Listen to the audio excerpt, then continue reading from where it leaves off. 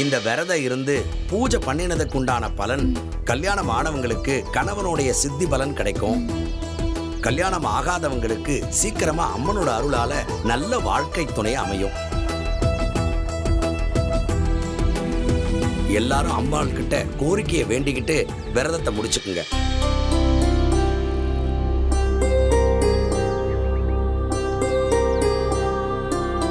இந்தாங்கோ, இந்த நீரை எடுத்துட்டு போயிட்டு பின்னாடி இருக்கிற மரத்தை 3 சுத்து சுத்திட்டு தட்சிணாமூர்த்திக்கு அபிஷேகத்தை பண்ணிட்டு வாங்கோ. நானா? ஆமா, நீங்க 2 பேரும் தான் போயிட்டு வாங்கோ.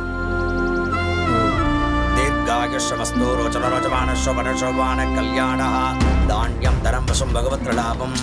வாடா ராகவ், வா வா வா.